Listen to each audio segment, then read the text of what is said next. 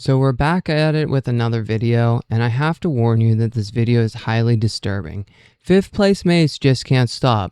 Literally 48 hours since the last video that I filmed about this, and we have to kind of get into it. I'm just waking up, but I want to get this out of the way. I do warn you the language is going to be a bit harsh here, but I do think it's odd that she's not entitled to the freedom of public accountability for repeatedly dehumanizing the people she represents. She's entitled to her own political opinions, though, but at the same time, I believe she should resign. If she refuses, Congress should consider lawful disciplinary options, including censure or expulsion, and voters should remove her. That's my opinion on this. So here's the thing. We're just going to get into it because I kind of have to get pretty graphic with this one. I have to kind of quote it verbatim, and yeah, so we're just gonna show you this one. I was gonna be done. I literally want to be done, but like I said, she's going to continue to ramp up her rhetoric. The transgender movement is about grooming kids, pedos, and raping women and girls. If you support trans, you might as well support grooming, pedos, and rape, because that's what you stand for. I've literally come forward saying this is an accusation I've heard probably, I don't know, 200 to 500 times in the past year and a half on social media. Prior to that, I don't think I've ever been called that. I have no interest in children. I'm speaking from my behalf though, but I do know a political party that I do see a lot of news articles about. I do see a political party that has a certain file that's currently being investigated, and whenever they're being asked by judges hey, can you release more of the files that you had to release, they're just kind of nah, I don't really feel like it.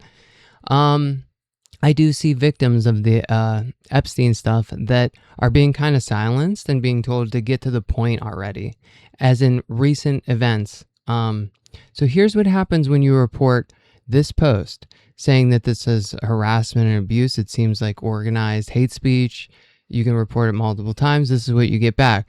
We didn't remove the post, but I could block Nancy Mace.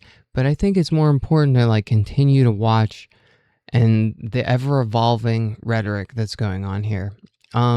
It is highly disturbing. It does affect my mental health. It does make me scatterbrained. It makes me not be able to totally function 100% when I have to worry, is my country, the land of the free, going to one day, is it going to be that I'm in an old age home whenever I'm 30 or when I'm 54 years old and 20 years from now, right? And I have so much microplastics in my brain that it's not only one plastic spoon, but maybe 5 or 6 by then. And I just get taken care of by some white Christian nationalist that just, doesn't agree with me and my lifestyle choices and has to be raised by a family that finds someone like this actually truthful. Why can trans people not speak on their own behalf? Why do we have active members of Congress making up the wildest fabrications? I do want to go to the next thing. Here's the next thing. As a woman, I've never heard of a doll's night out. Why do mentally ill men mock women? Why do mentally ill women mock trans women? Is my question. But Dylan Mulvaney meets, Congresswoman Sarah McBride for a doll's night out. Doll is a term among trans women. We're literal dolls. Protect the dolls. Why wouldn't you want to protect the dolls? It's our rights than yours. A lot of people don't see it that way. Interesting stuff.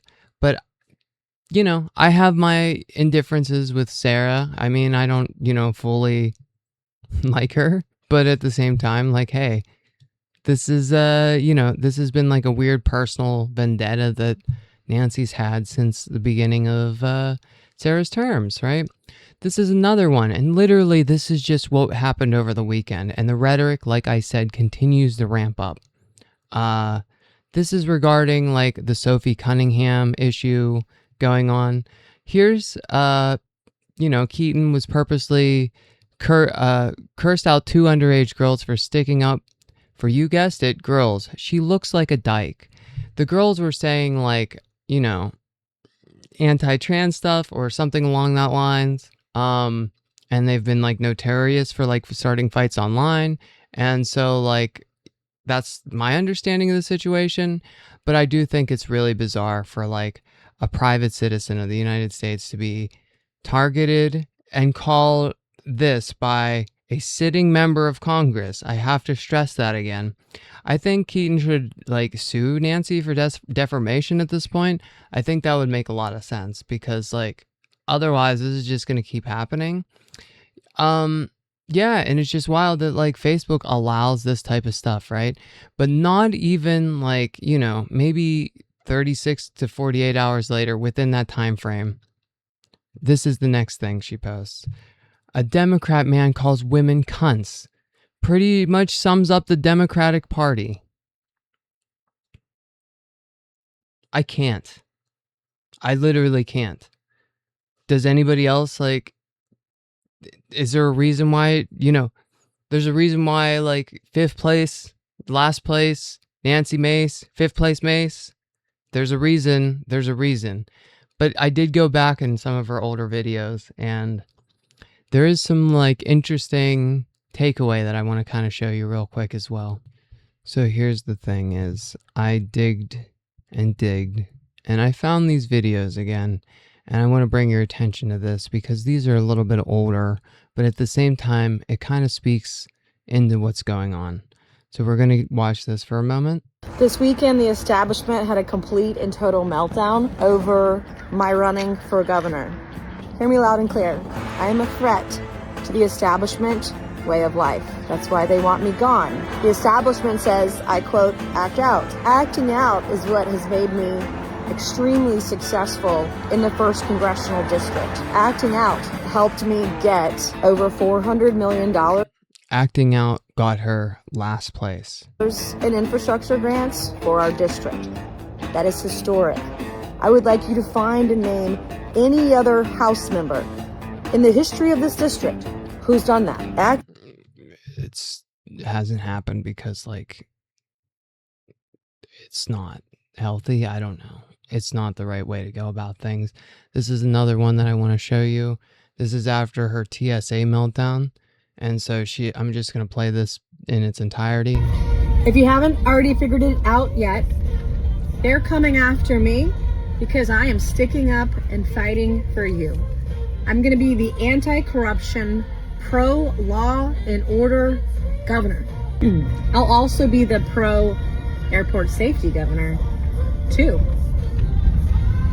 Never forget, they're coming after me because I am standing up for you. There was a point where she just didn't seem well and was just kind of like walking around kind of mumbling on the street in some of her videos, and this was like in that time era.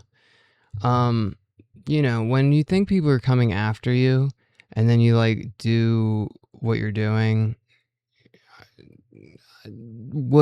there's going to be like, you know, there's going to be somebody that snaps one side or the other. And if you want your policies to make effect or whatever, and like somebody in our community to snap, then like, you know, continue doing what you're doing. Like that's like the goal. That's what they're doing, I feel like. But at the same time, it's just like, it's not a sign of weakness to like get your mental health checked in on. Like, it's not a sign of weakness to like go to therapy and talk things through. And like, I don't know. So mental health is seriously important. Like, I don't know what else to say, but this also was around whenever Trump was doing the AI with like the plane flying over and like, you know, dropping brown waste on people. Let's say that. So this is what this is why we don't have clean drinking water. We have to generate images like this. $174,000 a year. And this is what her contribution is. I don't have anything more to say. I'm literally not going to even try to monetize this video because of how disturbing it is. But I think active sitting members of Congress should do a hell of a lot better. And it's just, I don't know at like what point is like when is enough? When is enough? And then like, I'm also worried that she'll pull a Marjorie Taylor Greene on her way out the door, that she's going to like try to introduce something that's really scary to this community. It seems like she'd be on board for that. It seems really odd that she continues to protect a group of people that she projects what they've been doing onto us. Is that where she learned the words? I just think it's really bizarre. I think trans people deserve a hell of a lot more respect. We have to be these perfect members of society. We have to hold the doors. We have to like do everything perfect. And even when we do, rhetoric like this creates dangerous situations for people like me. I have to look over my shoulder because of people that take Nancy seriously. And I think the next time there's an actual, trans murder in the United States, we need to sit that person down and ask them, where did you learn what you learned about this person? Where did you hear this? If it comes back to Nancy, I think there should be accountability.